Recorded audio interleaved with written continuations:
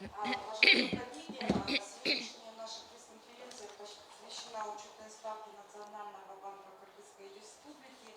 И слово хочу предоставить начальнику управления коммуникации международного сотрудничества Нацбанка Карабаевой Аиде Мусакуловой. Спасибо. Урматтуу журналисттер, Кыргыз Республикасынын Улуттук банктын эсептик-чен өлчөмү жөнүндө маселеге арналган пресс-конференцияга кош келиңиздер. Кечээ 2024 жылдын 26 августунда Улуттук банк башкармасы эсептик-ченди 9% өлчөмүндө өзгөртүүсүз калтыруу чечимин кабыл алды. Бул чечим бүгүндөн баштап күчүнө кирет. Эсептик-ченди өзгөртүүсүз калтыруу чечими инфляцияны болжолдоону, ошондой эле Кыргыз Республикасынын экономикасынын өнүгүү динамикасын эске алуу менен кабыл алынды. Мындан тышкары чечимдерди кабыл алууда тышкы экономикалык чөйрөдө түптөлгөн шарттарга баа берүү дагы эске алынган. Мындай чечим кабыл алууга негиз болгон маалыматка кеңири токтолуп кетсек. Кыргыз Республикасында инфляциянын басаңдашы уланып жатат. Өлкөбүздүн жылдык инфляциянын көрсөткүчү 2023 жылдын декабрь айында калыптанган 7,3%дын көрсөткүчүнөн 2 эсе кыскарып, 2024 жылдын 16 августуна карата 3,6%ды түздү. Азык-түлүк товарлары тобуна баалардын өсүшү туруктуу басаңдап жатат. Айрым азык-түлүк товарларына жашылча жана сүт азыктары баалардын сезондук арзандашынын натыйжасында июль жана август айларында дефляция пайда болгон. Азык-түлүктөн башка товарлар жана кызмат көрсөтүүлөр тобуна кыйла жай темпте болсо да баалардын өсүшү басаңдоосу тенденциясы сакталып турат. 2024 жылдын 16 августуна карата азык-түлүктөн башка товарларга баанын өсүш арымы жылдык мааниде алганда 6,3%ды, кызмат көрсөтүүлөр боюнча 6,9%ды түздү. Кыргыз Республикасынын экономикасынын учурдагы өнүгүү тенденциялары жөнүндө төмөнкүлөрдү белгилей кетүү керек. Өлкөнүн экономикасы тездетилген өсүш арымды көрсөтүүдө. Алсак 2024 жылдын январь-июль айларында өлкөнүн реалдуу үйдө көрсөткүчү 8,17%га өстү. ИДОнун реалдуу өсүшүнө негизги салымды курулуш жана кызмат көрсөтүү секторлору көрсөткөн. Экономикалык субъекттердин керектөө активдүүлүгүн жана ошондой эле инвестициялык жигердүүлүгүн кеңейтүү экономиканын өсүшүнө стимул берет. Ички суроо талапка төмөнкүлөр таасир тийгизген. Керектөө кредиттеринин көбөйүшү, өлкөгө акча котоолорунун таза агылып кириши, реалдуу эмгек акынын өсүшү. 2024 жылдын январь-июнь айлары ичинде Кыргыз Республикасында реалдуу эмгек акынын өлчөмү 5,2%га өскөн. Ошол эле учурда Кыргыз Республикасына акча которуулардын таза агылып кирүүсү 12,3%га өскөн. Өлкөнүн банк системасында туруктуулук сакталып турат. Өлкөнүн банк секторунун негизги көрсөткүчтөрү туруктуу сакталууда. Коммерциялык банктар жетиштүү ресурстук базага ээ. Аны биз экономиканы кредиттөөнүн өсүшүнөн негизинен керектөө максатында соодага жана курулушка берилген кредиттердин көлөмүнүн өсүшүнөн байкап турабыз. Банктардын кредит портфели 2024 жылдын 7 ай ичинде 11,3%га өсүп, 287 миллиард сомго жеткен. Бул негизинен улуттук валютадагы кредиттердин 13,2%га өсүшүнүн эсебинен камсыздалган. Банк системасынын депозиттик базасы 7 ай ичинде 24%га көбөйүү менен 534 миллиард сомго жеткен. Мындай динамика банк системасына болгон калктын жогору ишенимин жана каражат топтоого алар артыкчылык берип жатканын көрсөтүп турат. Валюта рыногундагы абал бүгүнкү күндө туруктуу. Өзгөрүлмөлүү режимдин алкагында алмашуу курсунун ийкемдүүлүгү сакталууда. Чет өлкө валютасына болгон суроо талап менен сунуштун рынок тарабынан калыптанышы алмашуу курсунун учурдагы динамикасын аныктайт. Улуттук банк алмашуу курсунун кескин өзгөрүүсүн жөнгө салуу максатында айрым учурда валюта интервенцияларын жүргүзүп турат. 2024 жылдын 8 ай ичинде Улуттук банк тарабынан чет өлкө валютасын таза сатып алуу көлөмү 197,4 миллион АКШ долларын түздү. Улуттук банктын резервтери, эл аралык резервтери өсүүдө. 2024 жылдын 21 августуна карата Улуттук банктын эл аралык резервинин көлөмү 4,1 миллиард АКШ долларын түздү. Ал учурдагы жылдын башынан бери 26%га өскөн. Тышкы экономикалык чөйрөдө тышкы инфляциялык жагдай бир калыпта эмес. Дүйнөдө геосаясий мүнөздөгү тобокелдиктер сакталып турганына байланыштуу дүйнөлүк азык-түлүк жана чийки зат рыноктарында баа конъюнктурасы мурдагыдай эле өзгөрүлмөлүү бойдон кармалып турат. Ошол эле учурда биздин региондогу айрым өлкөлөрдүн экономикасында баалардын өсүү тенденциясы да сакталып турат. Кыргыз Республикасынын экономикасынын ачык моделин эске алуу менен Улуттук банк тышкы факторлордун өлкөдөгү инфляциялык процесстерге тийгизген таасирине баа берип турат жана эсептик чен боюнча чечимдерди кабыл алууда аны эске алат. Келечектеги күтүүлөргө токтолуу. Улуттук банктын болжолдоосу боюнча 2024 жылдын акырына карата жылдык инфляциянын көрсөткүчү 6%га жакын деңгээлде калыптанып, инфляция боюнча орто мөөнөткө каралган максаткы көрсөткүчтүн бул 5,7%-ын чегинде болушу күтүлөт. Экономикалык субъекттердин инфляциялык күтүүлөрү жана инфляциянын базалык бөлүгү акырындык менен төмөндөп баратканын көрүп турабыз. Улуттук банк тарабынан кабыл алынган эсептик ченди 9% деңгээлине сактап калуу чечими калктын инфляциялык күтүүлөрүнүн жана андан ары төмөндөшүнө бөлгө түзүп, жалпысынан өлкөдө баа туруктуулугун камсыз кылууга мүмкүндүк берет. Улуттук банк инфляцияны максаттуу көрсөткүчтөрүн чегинде кармап туруу максатында инфляция боюнча түптөлгөн тышкы жана ички факторлорго баа берүү менен акча кредит саясатын ар тараптуу иштелип чыккан ыкмада жүргүзүүнү улантат. Көңүл бурганыңыздарга чоң рахмат.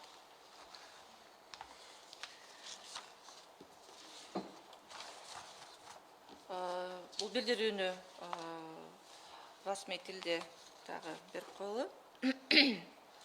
Уважаемые журналисты, рады приветствовать на пресс-конференции Национального банка, посвященной вопросам о размере учетной ставки Национального банка.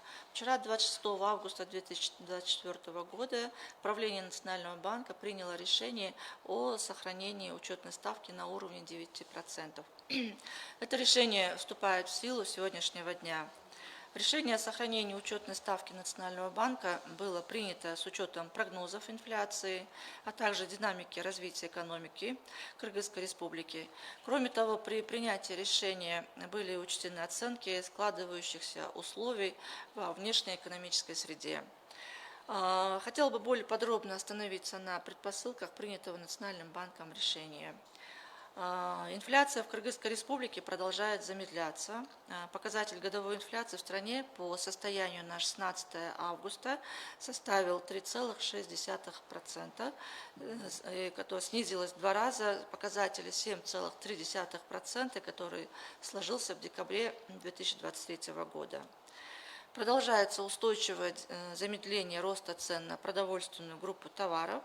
В результате сезонного удешевления отдельных продовольственных продуктов, это в частности овощи и молочные продукты, в месячном выражении сформировалась дефляция в июле и в августе текущего года. В непродовольственной группе товаров и услуг также сохраняется тенденция замедления роста цен, но более сдержанными темпами.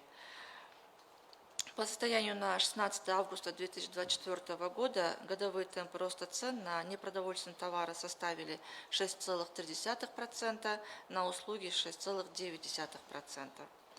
Говоря о текущих тенденциях развития экономики Кыргызской Республики, необходимо отметить следующее. Экономика страны продолжает демонстрировать ускоренный темп роста. За январь-июль 2024 года реальный ВВП страны вырос на 8,7%. Основной вклад в прирост ВВП обеспечен строительством и сектором услуг. Рост экономики стимулируется за счет расширения потребительской и инвестиционной активности экономических субъектов. Поддержку внутреннему спросу продолжают оказывать увеличение потребительского кредитования, рост чистого притока денежных переводов в страну и рост реальной заработной платы. За январь и июнь 2024 года реальная заработная плата в стране выросла на 5,2%, тогда как чистый приток денежных переводов в Кыргызскую Республику увеличился на 12,3%. Банковская система страны сохраняет стабильность. Ключевые показатели банковского сектора остаются устойчивыми. Коммерческие банки обладают достаточным объемом ресурсной базы, на фоне чего мы наблюдаем уверенный рост кредитования экономики, главным образом на потребительские цели, торговлю и строительство. Кредитный портфель банков за 7 месяцев 2024 года вырос на 1,3% и составил 287 миллиардов сомов. Главным образом за счет роста кредитов в национальной валюте на 13,2%. Депозитная база банковской системы достигла 534,5 миллиарда сомов, увеличившись за 7 месяцев на 24%. Такая динамика указывает на имеющееся высокое доверие населения к банковской системе и усиление сберегательного поведения населения. На валютном рынке ситуация стабильная. В рамках режима плавающего обменного курса гибкость обменного курса сохраняется. Рыночное формирование спроса и предложения иностранной валюты обуславливает текущую динамику обменного курса.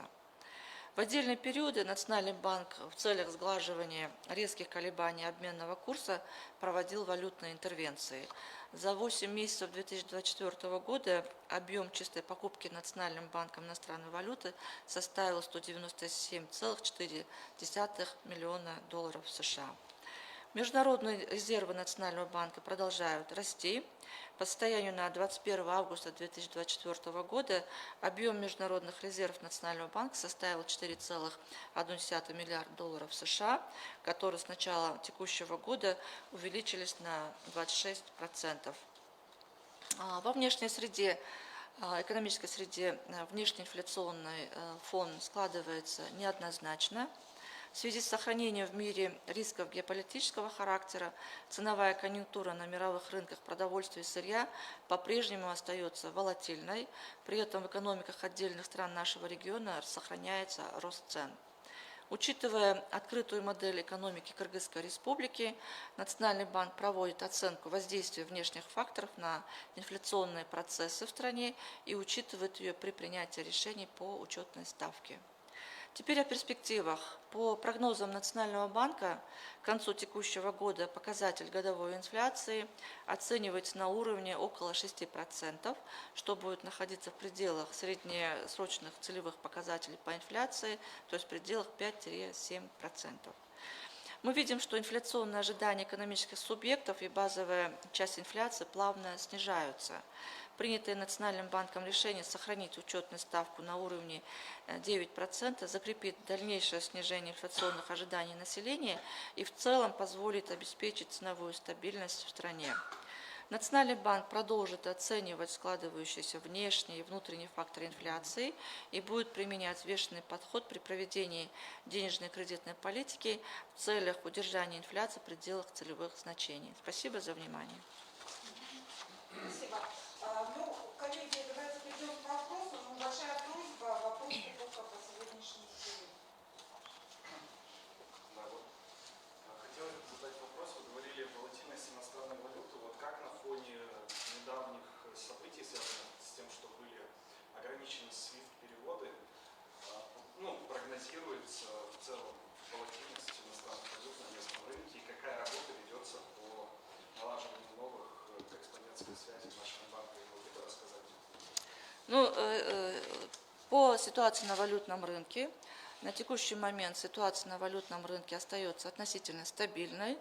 С начала 2024 года по 27 августа официальный курс доллара США по отношению к СОМу снизился на 4,35%. И с начала 2024 года по 26 августа в целях сглаживания резких колебаний обменного курса Национальный банк провел 5 интервенций по продаже иностранной валюты на сумму 149,95 миллиона долларов США и 12 интервенций по покупке долларов США на сумму 347 миллионов долларов США. Итого чистая покупка составила 197,4 миллионов долларов США. То есть Национальный банк в рамках режима плавающего обменного курса, продолжает применять инструменты денежно-кредитной политики и мониторит на ежедневной основе ситуацию на внутреннем валютном рынке и на внешних рынках, и с учетом которых складывается спрос и предложение на внутреннем валютном рынке. Можно уточнить, вот мы видели летом было снижение доллара, с чем оно было связано, могли бы прокомментировать? Это большой объем на рынке, откуда, почему так было? Ну, спрос, то есть динамика курса иностранной валюты определяется на основе спроса и предложения. И в рамках действующего курса, действующей политики по плавающего обменного курса, то есть это зависит от спроса и предложения. То есть на тот момент, когда на рынке то есть предложение превышало спрос, то тогда, конечно, курс немножко снижался. И мы проводили интервенции по покупке иностранной валюты. В данный момент, то есть это нужно еще объяснять с учетом сезонности, потому что это лето, это приток иностранной валюты, поэтому это все зависит от спроса и предложения на валютном рынке. А вот то, что сейчас, получается, корреспондентские отношения, Минбанк ограничил переводы, это как-то отразится на рынке иностранной валюты? В целом, я бы хотела сказать относительно корреспондентских счетов коммерческих банков, то есть на сегодняшний день коммерческие банки располагают достаточным, то есть рядом корреспондентских отношений с банками других стран, и платежи на сегодняшний день проходят, в принципе, в обычном режиме. А вы могли бы объяснить вот нашим читателям простым языком, почему банки начали волноваться, когда, вот, допустим, Мин ограничил переводы, если у них есть другие корреспондентские отношения? Потому что был некий ажиотаж на рынке. С чем это было связано? То есть, Вы просто говорили, единственный банк-корреспондент, оказывается, другие есть.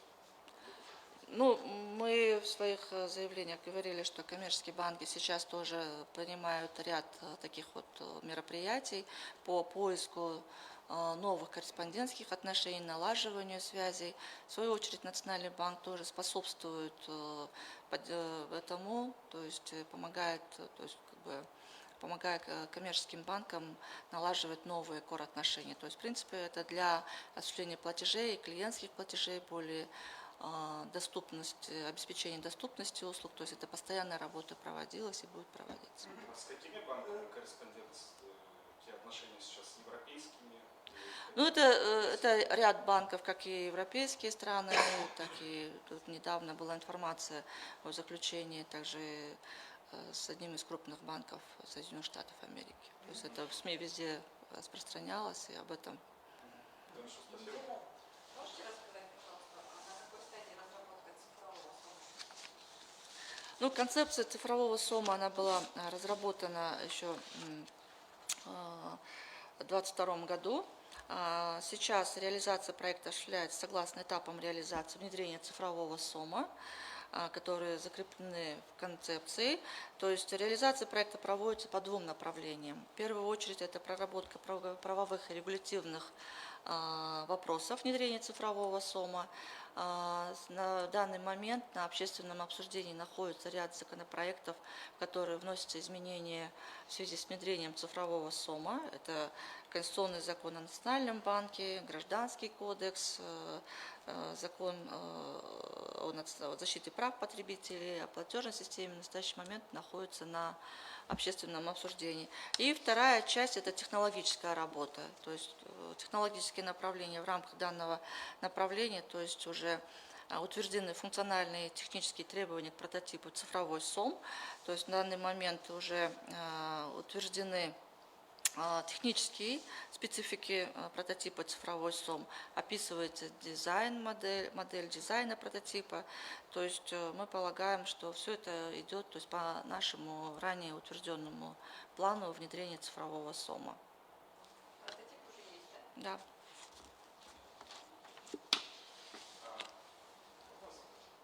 А вот в последнее время тоже в Кыргызстане очень стали развиваться криптобиржи, криптовалюта. А как это со стороны Нацбанка ведется, работа по регулированию или внедрению в банковскую систему инструментов криптовалюты? Могли бы рассказать?